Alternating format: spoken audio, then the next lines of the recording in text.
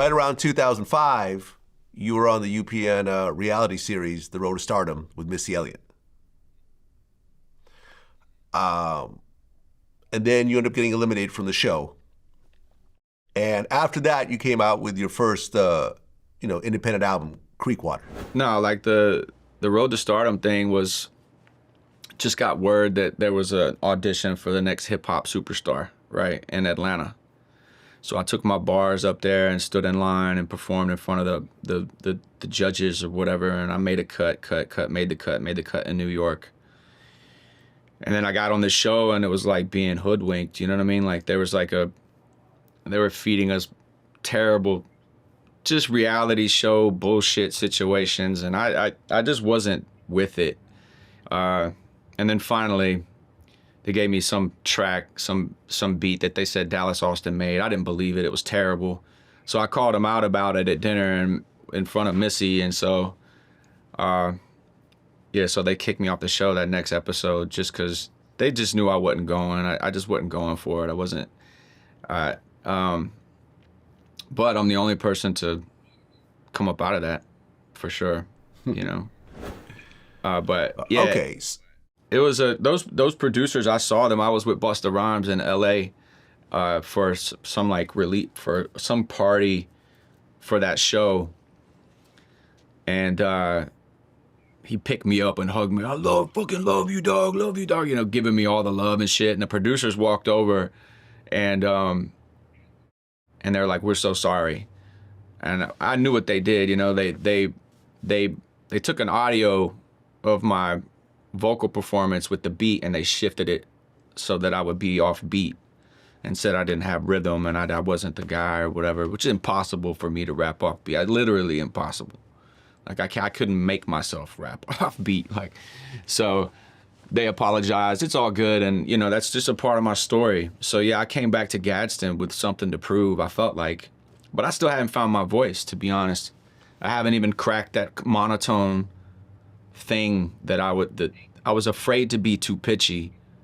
I was afraid of some comparison to Marshall. I was afraid to be basically to snap. So I got on my MPC 2000 and wrote and produced Creekwater. And yet again, man, just like a failed attempt, really. My boy, rest in peace, Wayne Bush, gave me money to press 5,000 copies, which is a fucking lot.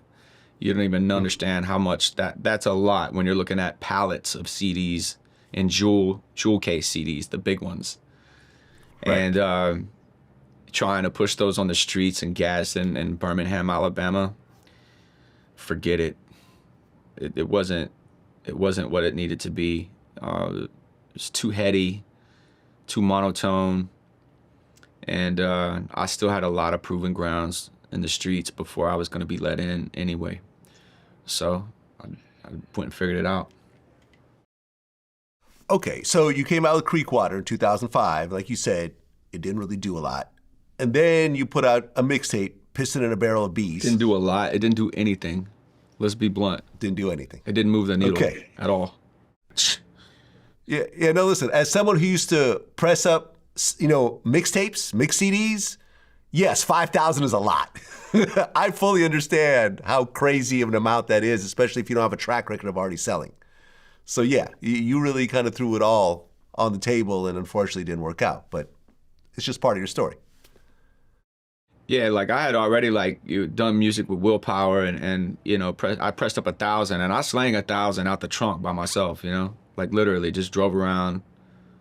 Just if it was hood enough, I would pull up in the gas station and, hustle. So 5,000 was a lot, but yeah. That was, a piece of it, part of it.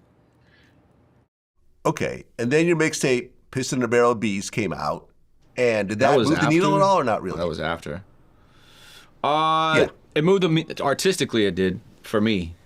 Because like I cracked that voice, my voice started to come together and what I was talking about. And at the time I was living at a trailer park in Huntsville, Graceland Estates trailer park in Huntsville, Alabama. And the studio was like a couple streets over in this guy's house named Jim, and Jim owned a mattress company called Mattress Express, and I worked for his company during the day and recorded at his spot at night. And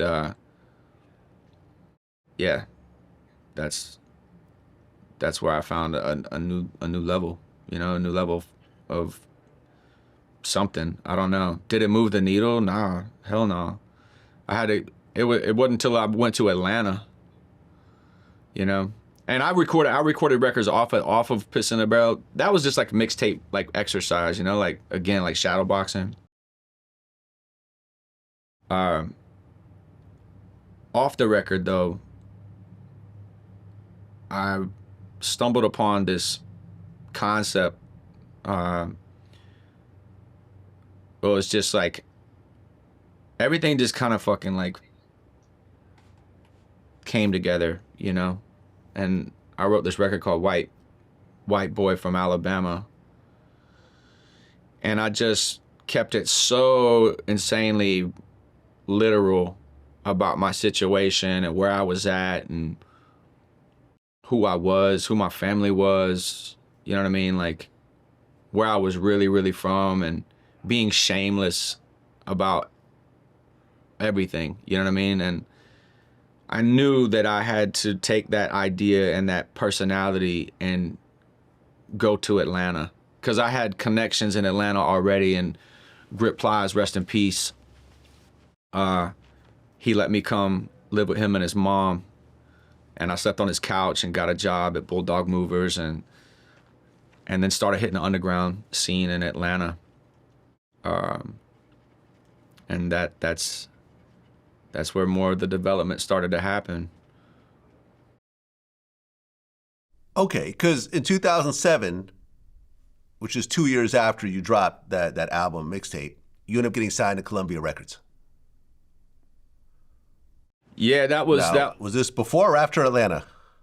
Well, I went to Atlanta and hooked up with Escapezilla somehow. I think it was through Witch Doctor. I don't know, Witch Doctor from Dungeon Family.